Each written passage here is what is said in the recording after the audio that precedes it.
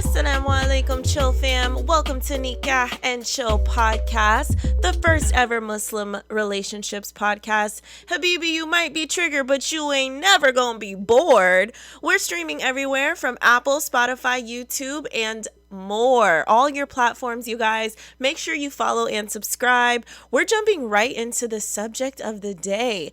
So, I got a DM from this North African brother, and I love me some North Africans, honey. One of my old friends is from Morocco, and she's my first ever friend that was like, come to my home country. I've had friends from, Palestine to India. Like, I literally had, being a born Muslim, but Black and American, my parents were reverts, and so I grew up, especially during Ramadan, I grew up around so many different walks of life. And of course, we always say, we'll get together for the henna party, and we'll get together for the weddings, and they're always like, oh, come visit us. Well, I was too young. My dad was like, yeah, for sure, we're gonna come. Never came. Now all his kids are out of the house, and he's like, he's got a Moroccan best friend too. So he's traveling to Morocco. I'm traveling to Morocco. Next thing you know, my family, we're going to Morocco once a year. It's crazy. Like, my dad's ready to buy property there. If you know, you know. So, when I'm swiping, she be swiping right to some of the North Africans. And one question that comes up quite a lot, especially as a Black Muslim, right? And especially amongst Arabs, and specifically African Arabs, is, can they say the N-word? Now, I've been to Dubai, and I stayed for almost a month, and I'm from Los Angeles, and I was very pleasantly surprised to know that Dubai is more affordable than Los Angeles. It's more affordable than Miami. It's more affordable than, New York. I would say it's on the level of like a Tampa Bay, right? Maybe even less. Like, you can still buy a $200,000 house there. That's a whole nother conversation. But yeah, literally, I just saw a 5-bedroom for $500K, and I was like, ugh, a lot. Please send my husband, because I need to go half on this house right now. Like, and that's the only thing I'm going half on. But, it's one of those things where he was in Dubai, this North African brother, and it's the fifth safest city in the world, and it's one of those countries where, alhamdulillah, it's got this, it's an Islamic country, it's a Muslim country, but there's this lack of culture, in my opinion, of what's too far and what's just jokes, because it's 80% expats, right? It's people from all over the world. There's only a small portion of Emiratis that are actually born and raised. This is their bloodline. This is their country. They have the Emirati passport. Everybody else is really from all different walks of life, kind of like the Muslim America, right? Which they've only been alive for 50 years. Let's see where they're at when they're centuries later. But literally, it's expected that they're going to come across the conversations of, we understand that the N-word stems from a very, very horrible act in America, slavery. One of the worst wars, well, not even wars, genocides. I don't know how to say it, but basically one of the worst acts of humanity in history. I don't know if you guys know, but America is really rich from cotton. Blacks pick the cotton. We were the cotton pickers. If it wasn't for Blacks, we would not be the rich country that we are. We built the White House. 90% of the railroads that you see anywhere in America was built by slaves. So when they're saying reparations, why? Let me tell you why. Because if you put someone in a race, if you say ready, get set, go, and for an entire century, multiple centuries, decades upon decades, people who are white, people who are minority, Mexican, Hawaiian, you name it, are given heads up to start the race early, and the rest of us are in the back waiting for our turn, just because the Michael Jordans, the Magic Johnsons, the Oprah Winfreys, just because the Barack Obamas found their way to the finish line, or so it seems, to becoming millionaires and one of the biggest success stories of America, does not mean that there's blood, sweat, and tears in their bloodline. And so for that reason, we've got to really consider how valuable and how important it is to pay back those of who have ancestors who literally built the country and the soil that you walk on very proudly today. That we literally walked so that you could run. So when, I definitely think it's a touchy subject, but I want to share with you a DM that I got from a brother who we both matched. His name's Mustafa. I think he's Egyptian. Very nice. And we know Egyptians. He was very honest and straight up about the fact that, like, even Egyptians are racist against each other. I mean, America really has created this culture of colorism amongst the entire earth. Even in Dubai, I will say, I didn't feel racism in the way that I felt in any way, shape, or form like I do in America. I will be honest, especially because I had an American passport. So it's one thing to be black, in Dubai. Because unfortunately, every single culture has been taught the darker you are, the smaller income you should be having. You should be the cleaner, you should be the such and such and such and such, the smaller income. But because I'm an American, I do skip the line. I will say that. And it's unfortunate because I would be walking around. I'm not followed in stores like I am here. I don't get as many stares. Well, at least not for the same thing, but that's another conversation.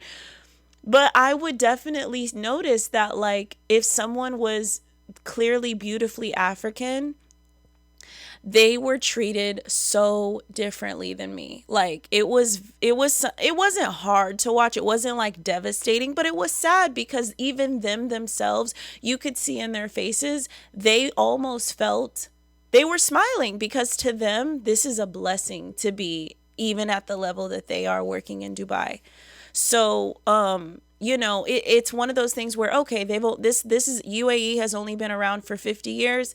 They've got a ways to go. Hopefully, things will get better. It's not a public, America, we can protest, we can vote. You can't vote there. So however the culture is, however the world's decided it should be is exactly how it should be. But this guy, he was very honest about the fact that he has come from a country, where colorism is a thing, and he always wants to be respectful.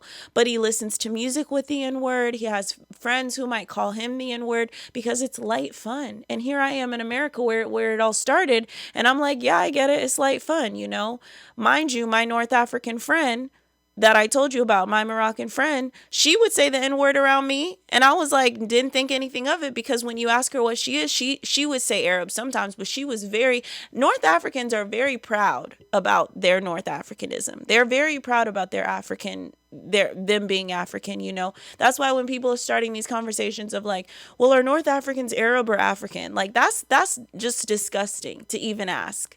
Why they gotta choose? They already gotta choose here in America. Why they gotta choose what side? Why can't they just be Berber? Why can't they just be African and let it be a beautiful thing? Because they also know a dialect of Arabic. Because let's keep it 100. If you start trying to talk Moroccan Arabic, if you start trying to talk Darija to a Lebanese Arab, they're not going to understand what you're saying anyway. So therefore, you are probably African leaning more than you are Arab. Yes, culturally, you might be Arab, but that's just my opinion. I am 100% an outsider. And to me, I just think it's horrible for us to make them choose, because the minute they have to choose, now they've boxed themselves in because you force them to be in a box. The thing that I love most about myself, and I'm sure you do as well, is because we are allowed to be ourselves at the absolute capacity in which we feel we are ready to.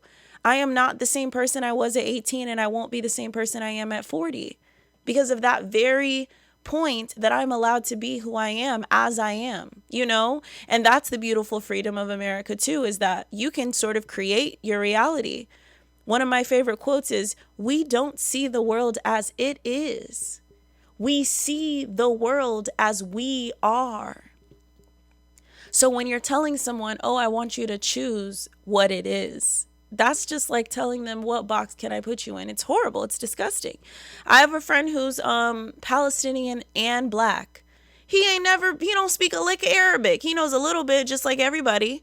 But he don't really know his Palestinian side, never even been to Palestine. But he reps Palestine and being black to the fullest. Shout out Zoobs. But anyways, I want to read this incredible, I don't know. I don't know if it was incredible, but it was I just thought it was so honorable for him to ask me instead of just sliding in the N-word. I like that he was respectful about it. Allah, by now you've given this a thumbs up and you're ready to subscribe, because this nikah doesn't have to end here. Plus, there's always more ways to chill, like grabbing our exclusive Nikah and Chill merchandise. Check out our halal phone card holders and our new Nikah and Chill couples journal. JazzakAllah Khair, fam. He starts off and he says, "So I mentioned all my current friends are African, like pure blood African, never lived outside the continent, and were really close, and most of them call me the N-word, okay? And those people asked me to call them the N-word back, except for one girl. She gets really offended because I am white." And I think he means white colored, like. "And we kept trying to convince her that Africans should not be offended by this word because they have never lived the tragedy of racism and slavery, nor are they descendants of these people. Only Black Americans are offended because it's symbolic definition of what your ancestors have been through and what you are still going through to this day. What do you think? Are we right, or is she right?" Whew. Look how just like, I mean, this is about a paragraph long, and I just love that he was honest enough to ask. It is a long question, right? It's one of those like harder questions. I don't know. And I know that someone like a Dr. Umar Johnson would be like, "This ain't no hard question. This ain't no hard question." Like, I understand some Pan-Africans out there. Google Pan-African if you don't know what that is. Catch all the way up. But yeah, like, I definitely think that it is something where this is kind of how I go by, right? My North African friend, the Maghrebi friend, the Moroccan friend that brought me to Morocco, like I said, she used the N-word. Come to find out, she is a trumpet girl, okay? She is MAGA.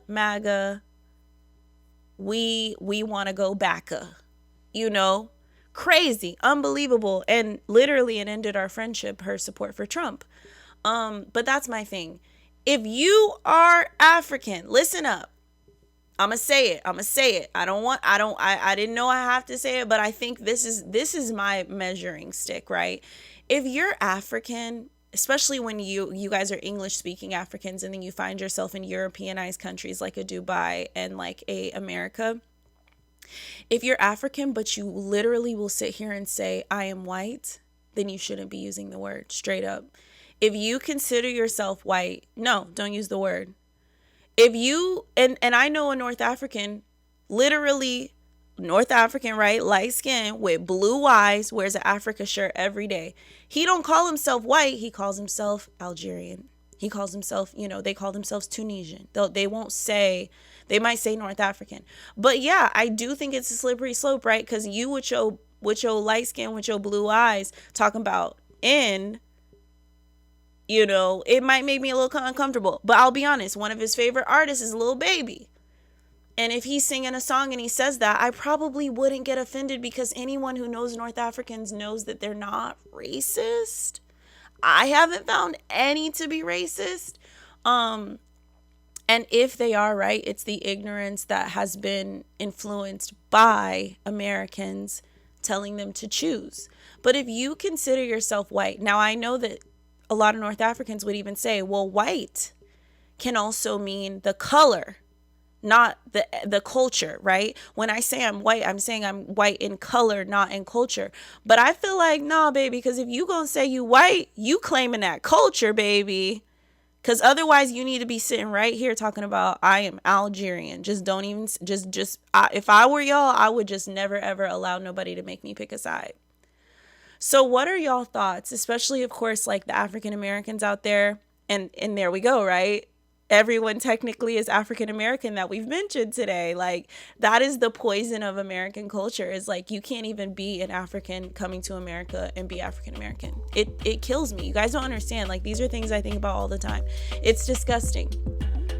But as an African American from whatever corner of the earth that you are from, as long as you are from the continent, the largest continent of the humankind, Africa, I would love to hear what your thoughts are. For more from this interview and other exclusive chill content, subscribe and follow Nikah and Chill everywhere now.